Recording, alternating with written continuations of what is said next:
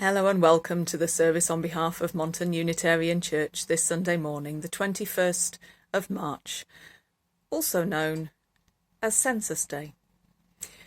And so we ask ourselves what it means to stand up to be counted. I begin as always by lighting our chalice candle.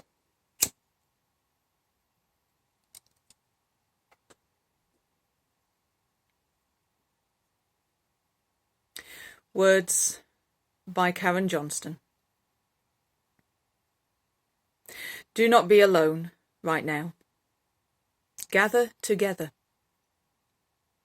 Gathering together grows courage in ourselves and in others who see the numbers swelling. It is a small thing, but right now it is an important thing.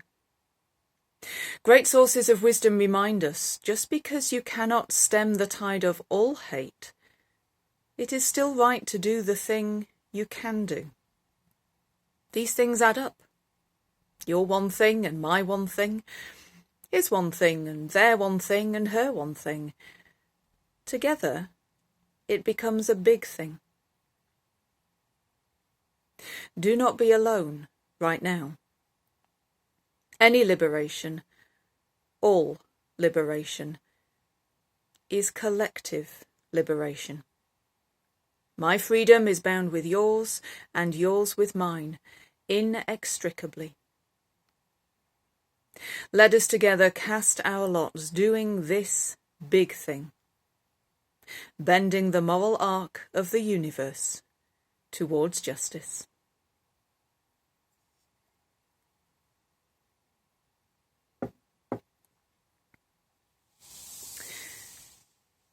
So this Sunday is Census Day in the UK.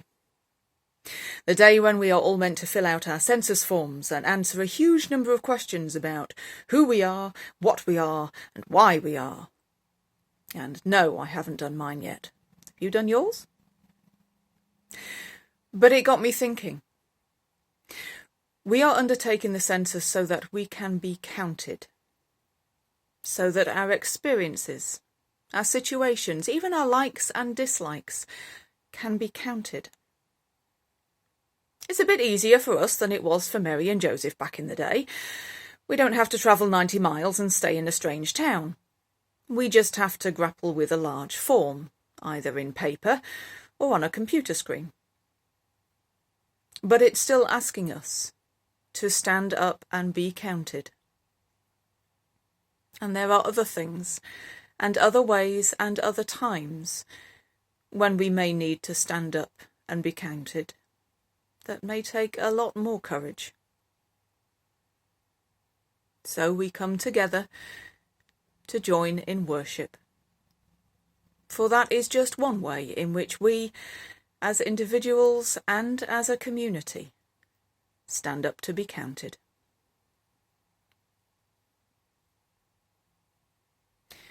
So let's join together in a time of prayer. And this prayer was written by Laura Horton Ludwig. Spirit of life and love, we are here because we believe what we do matters. We are here because we believe how we live our life matters. That with every act of kindness or meanness, courage or fear, love or hate, we are weaving the fabric of the universe that holds us all. We are here because we need encouragement, because we need strength, because so often we get distracted. We get in a rush, we don't think, we choose the easy way, when the harder path is what our spirits truly long for. We are here because none of us is perfect, but together we inspire one another to try again, to take another step. We are here because we have felt the stirrings of love and grace in our hearts and our hands, and we crave more of that for ourselves, but not only for ourselves, for everyone. We are here because how we live matters.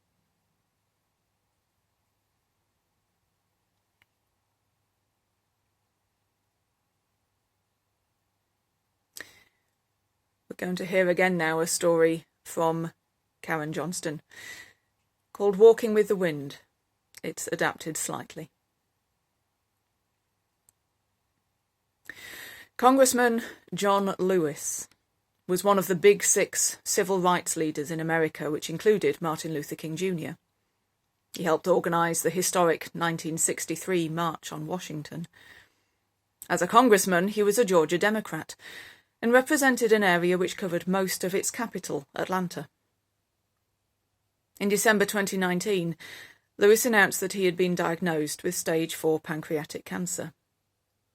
I have been in some kind of fight for freedom, equality, basic human rights for nearly my entire life, he said in a statement released at the time. I have never faced a fight quite like the one I have now. He died in July last year. He'd lived a long and full life, asking of himself and of everyone to show up for justice, to do what we can and just a little bit more, to make sure that there was more fairness in our world. John Lewis grew up in a large family, and as a child he would spend time with his aunts or uncles, with his siblings and cousins. There were many children in the neighbourhood, and they would play together. In the prologue of his memoirs, called Walking with the Wind, Mr. Lewis tells about a time when he was playing outside his Aunt Zeneva's house with about 14 other children, when a storm, a big storm, arrived. A kind of storm that made him very afraid. This is the story from his perspective. Aunt Zeneva was the only adult around, and as the sky blackened and the wind grew stronger, she herded us all inside. Her house was not the biggest place around, and it seemed even smaller with so many children squeezed inside. Small and surprisingly quiet. All of the shouting and laughter that had been going on earlier outside had stopped. The wind was howling now, and the house was starting to shake. We were scared. Even Aunt Zeneva was scared. And then it got worse. Now the house was beginning to sway. The wood plank flooring beneath us began to bend. And then a corner of the room started lifting up. Couldn't believe what I was seeing. None of us could. This storm was actually pulling the house towards the sky, with us inside it. That was when Aunt Zeneva told us to clasp hands. Line up and hold hands, she said, and we did as we were told. Then she had us walk as a group towards the corner of the room that was rising. From the kitchen to the front of the house we walked, the wind screaming outside, sheets of rain beating on the tin roof. Then we walked back in the other direction as another end of the house began to lift. And so it went, back and forth. 15 children walking with the wind, holding that trembling house down with the weight of our small bodies. When John Lewis was much older and was writing down the story of his whole astounding life, he wrote these words. More than half a century has passed since that day, and it has struck me more than once over those many years that our society is not unlike the children in that house, rocked again and again by the winds of one storm or another, the walls around us seeming at times as if they might fly apart. It seemed that way in the 1960s, at the height of the civil rights movement, when America itself felt as if it might burst at the seams. So much tension, so many storms. But the people of conscience never left the house. They never ran away. They stayed. They came together. And they did the best they could clasping hands and moving towards the corner of the house that was weakest. And then another corner would lift and we'd go there. And eventually, inevitably, the storm would settle and the house would still stand. But we knew another storm would come and we would have to do it all over again. And we did. And we still do. All of us. You and I. Children holding hands, walking with the wind.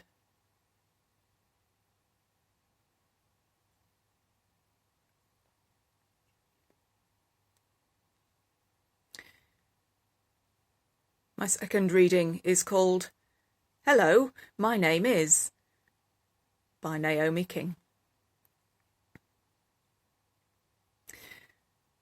When we introduce ourselves to another person, we usually extend our hand and summarise ourselves with one word, usually our name.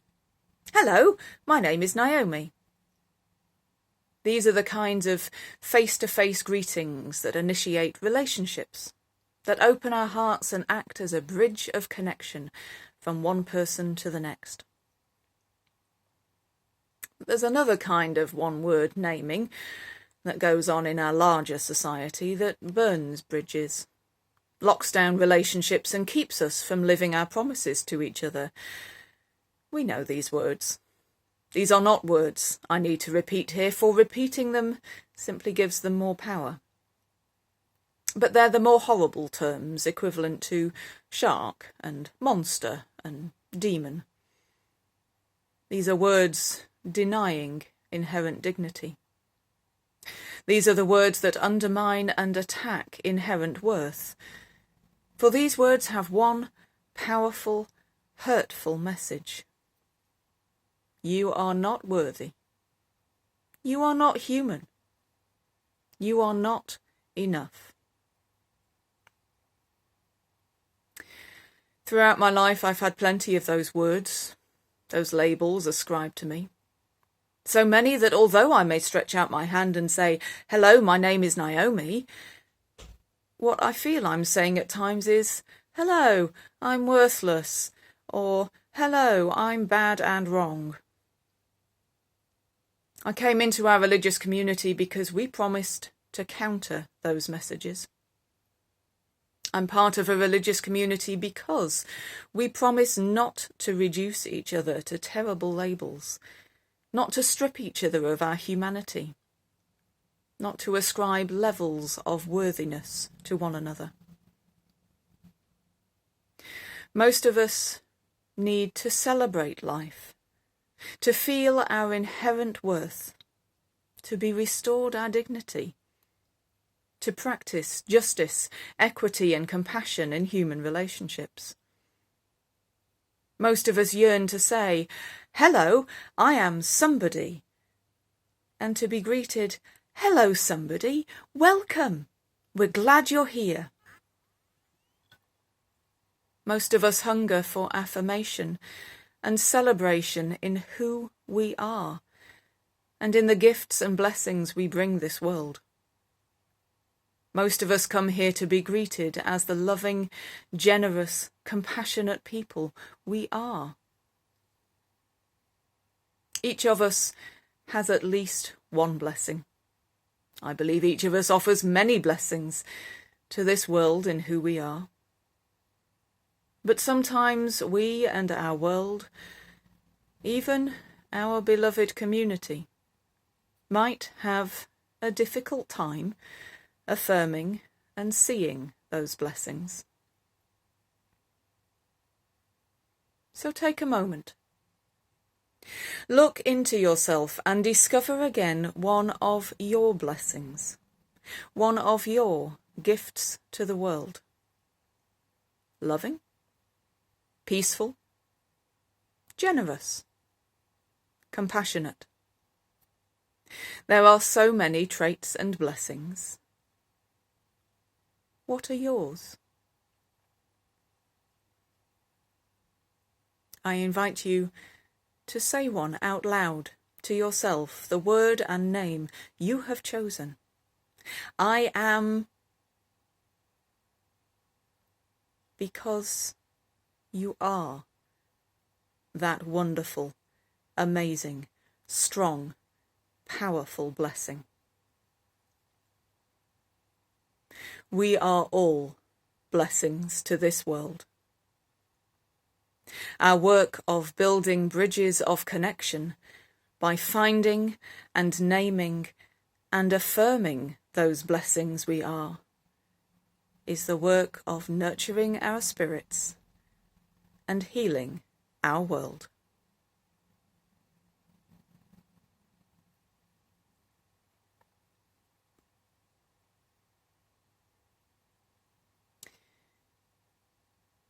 It is important to name our blessings, to stand up and be counted as blessings.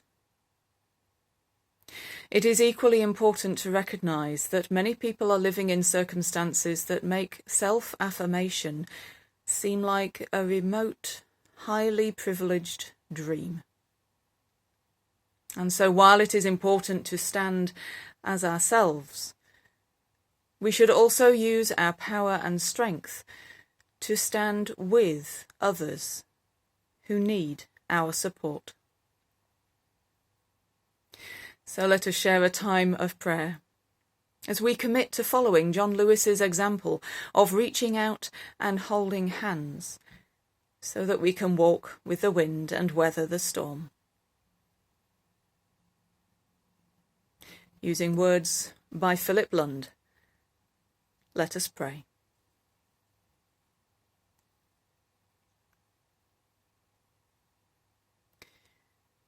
To the refugee family, seeking a safe place for their children's dreams, say, I am with you in this. To the trans teenager longing for a world that accepts them for who they are, say, I am with you in this. To the Black or Asian or other minority parents wondering when will the lives of their children truly matter, say, I am with you in this. To the lonely, the frightened, the dispossessed, say, I am with you in this. To the bullied, the battered, the broken down, say, I am with you in this. To the hungry and the homeless, to the silenced and the shamed, to the weary and the worried, say, I am with you in this. To all those for whom your dishevelled heart is aching, say, I am with you in this.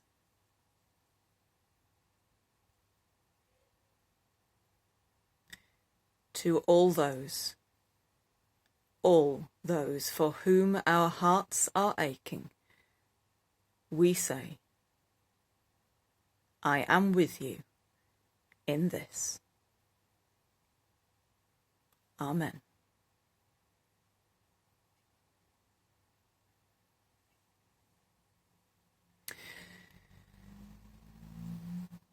The concept of a census, a counting of people, no new thing. From the Roman census that took Mary and Joseph to Bethlehem for the birth of their son Jesus by accident, to the UK census taking place this Sunday, and all the attempts to register people and the significant events of their lives in between, human beings have sought to quantify their existence. Many of those older records, of course, are limited to births, marriages, and deaths, the hatches, matches, and dispatches of life. as these were the most significant things that would happen to most people in the centuries where people's lives revolved around a single village or cluster of villages. Travel didn't happen for most folks, and farmer, blacksmith, carpenter, mason, butcher and baker, and presumably candlestick maker, were the sorts of jobs that most people would end up in. But even those primitive records were an acknowledgement that those people's lives mattered, even just in some small way. That these people fell in love, or were expected to. That they created new life with the birthing of children. And that their leaving the world was worthy of record, and some small acknowledgement that they left a gap in other people's lives. The census these days is a much more detailed record, designed to show changes of lifestyle, faith, employment, finances, etc. over whole nations. Our current census was originally established in 1801, but took on its current basic form in 1841. But while the motivation behind it may be largely economic and political, and while there may be numerous design flaws with the questions, particularly with regard to gender, for example, it is still an opportunity for us to each say, "This is me. This is who I am. And I count." Earlier on in our service, we found words of identity for ourselves, for who we as individuals wish to be seen as and counted for. But we're also a community. What do we wish our community to stand for? We may all have different answers to that question depending on who we are as individuals and how closely we identify with this community. But I love these words by Lucas Hergert as to the affirmation I would have us speak as a community. Love is the doctrine of this church. Our faith in each other is its sacrament. Working for justice and living with compassion is its prayer. Reverently we covenant together to stand on the side of love, to heal and not to harm, and to share hope with each other and with the world.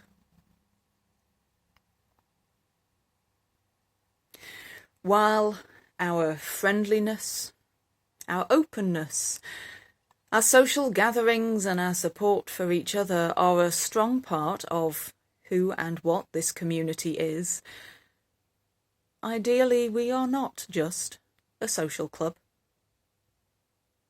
We need to stand for something outside of ourselves and be seen to live out our values as we try to make a difference in our world. Stephen Thorpe, rector of Necton, Holmhale, North and South Pickenham with Horton on the Hill, wrote on one of his blog posts, "It is Edmund Burke who is credited with the famous saying that the only thing necessary for the triumph of evil is for good men to do nothing." And although it's hard to pin down a definitive version of that phrase, or even its attribution to Burke, we all know what it means. Ultimately, we all need to be prepared to stand up and be counted. For when it comes to challenging evil, we appreciate that we can't always pass that particular responsibility on to others. Standing up to be counted on the side of love is the flip side of standing up for who we are. If we deserve acknowledgement, welcome, appreciation for who and what we are, then so do others who are currently being oppressed, minimized, blocked, exterminated. It is not enough to say, everyone is welcome inside our church, and boast about how accepting and inclusive we are. It's good that we are, but our goal should be to work for a world where such inclusivity and equity is the norm, where it doesn't need boasting about. Standing up to be counted can, of course, put us in harm's way, whether from insults or indeed from injury. But that's what being a true ally is about. Empty words of support that fall silent at the first sign of trouble are useless, and a welcome posture that turns defensive when certain people turn up is sheer hypocrisy. To be true allies, we stand up to be counted alongside all those who need us, and we don't back down. Even if it feels like the storm that is raging around us is going to lift our very house from the ground and smash us to pieces. Like John Lewis and his young friends, we gather together. We link arms, and we walk bravely forward. However we do it, using our skills, we stand up. Because what we do matters. What we say matters. Who we stand next to matters. We matter. We count.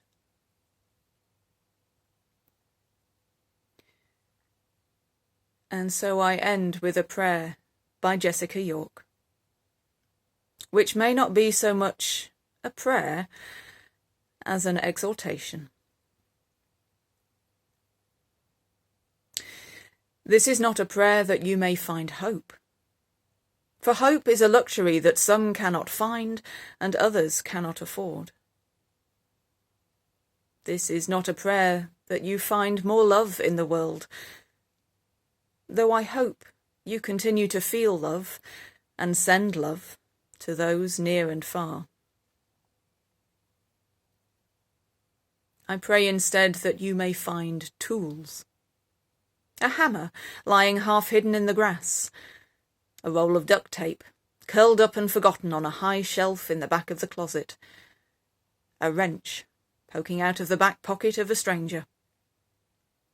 Take these tools and gird thyself.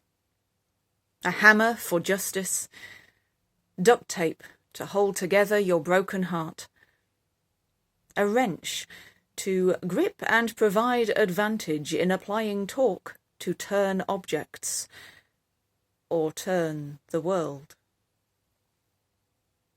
Take these tools and others you may find in places expected and unexpected. Take these tools and gird thyself. For weeping may last through the night, but the work begins in the morning.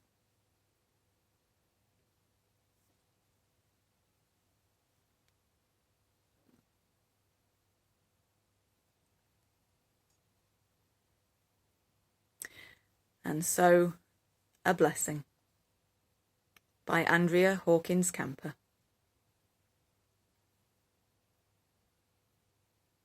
May we see all as it is, and may it all be as we see it. May we be the ones to make it as it should be. For if not us, who? If not now, when? This is answering the cry of justice with the work of peace. This is redeeming the pain of history with the grace of wisdom. This is the work we are called to do, and this is the call we answer now. To be the barrier and the bridge, to be the living embodiment of our principles, to be about the work of building the beloved community, to be a people of intention and a people of conscience. Amen.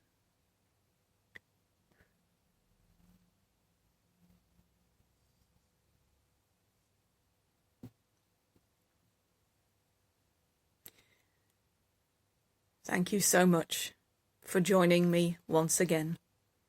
You too count. I shall see you again, same time next week, you in your home and me in mine.